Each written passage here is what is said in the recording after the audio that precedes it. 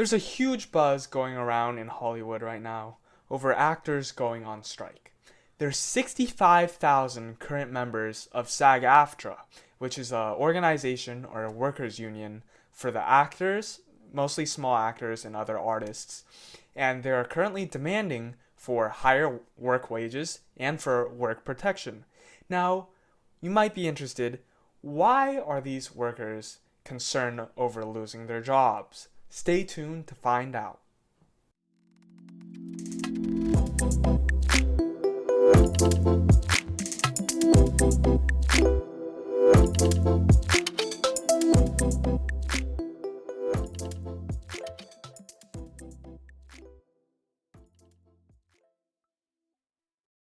Welcome back to the channel. My name is Aaron and I am your host of the Futures Calling podcast.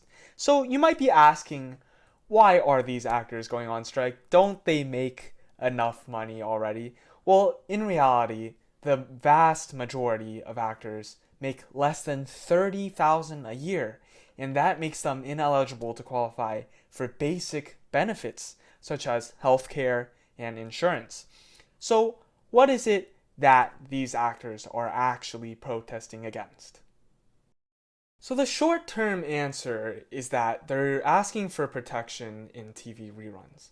When a show premieres and time passes, these shows get to rerun multiple times. And for small actors, it used to be an extremely big part of their salary.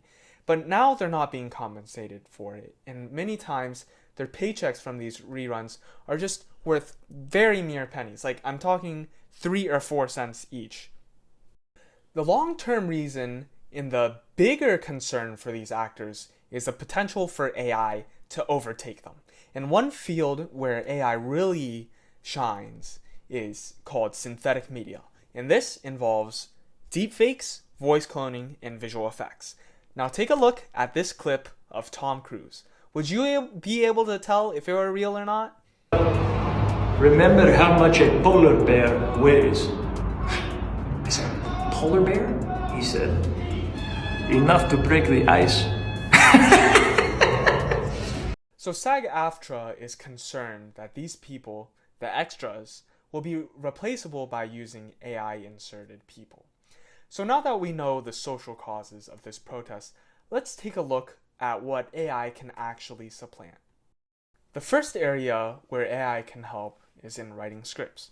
A script is extremely important in a successful movie, and AI can collect and access huge amounts of data regarding successful and unsuccessful scripts, compile and analyze them, and come up with new ones, incorporating the elements of successful scripts while avoiding those of unsuccessful ones. Now, AI can also help with modifying existing scripts, and these are scripts that a director wants to incorporate, and the AI will help compare it to other ones, add elements that it feels necessary, and evaluate the potential of the script. Now, another area where AI can assist in is in production. Before we talked about AI overtaking these actors, but it can actually help them as well. When feeding in the storyline, AI can determine which actors are suitable for certain roles, reading scripts like before, also using data on actors, such as facial expressions, emotions, personality, and etc. to fit the criteria that they're looking for. And finally, something that AI can be used in is editing and advertising. And this can be used to determine key moments, for example, emotional or really dramatic scenes in a movie, to compile together and edit for a trailer. And also it could be used for personalized advertising across platforms to advertise it to certain audiences where it may be more popular. And one fantastic example of AI used in marketing and editing is in the recently debuted and highly anticipated Barbie and Oppenheimer movies, where combined there's a Barbenheimer meme. So take a look at this AI-generated trailer. I see the bright pink glow of a new era. We imagine a future. And our imaginings look fabulous. Barbie, together we're gonna beat those Nazis. And we're gonna look so good doing it. Hey Barbie, can I come to your secret laboratory later? Sure. I don't have any plans. Just giving humanity the means to destroy itself. So yes, we can all have a good laugh out of that AI trailer, but it really goes to show where AI's ceiling really is. Now obviously there are still areas where AI can improve upon, right? One of them is that AI has not perfected the ability to create people and control them well, especially their expressions and emotions.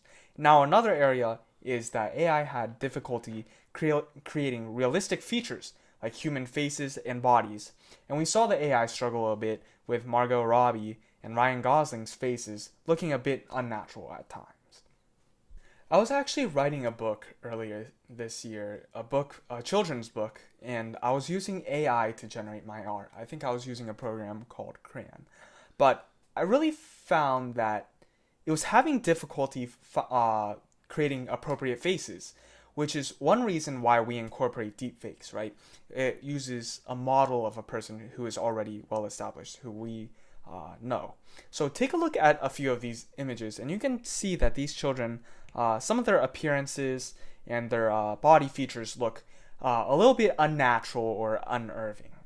Now there are many other areas where AI struggles to keep up as well, and these are areas which require artistry or creativity. And this is similar to creating convincing looking people. And some of these elements include writing the script or creating the music or soundtrack to go with these shows or movies. And many of these creative elements are not up to par and don't follow the industry standard or convention. But honestly, if it's creative enough, it could be an entire genre of its own. So that's the reason sometimes AI music and drawings feel so alien to us. They only manipulate data, they lack originality, and they sort of just, it's a mixer for everything. Now what does this mean for us, right? If you're interested in acting, filmography, or animation, or story or music writing, does this mean the end for you? Well, actually it's very far from. AI as of now still has a really long way to go before surpassing the acting capability of humans and other roles that require human ingenuity.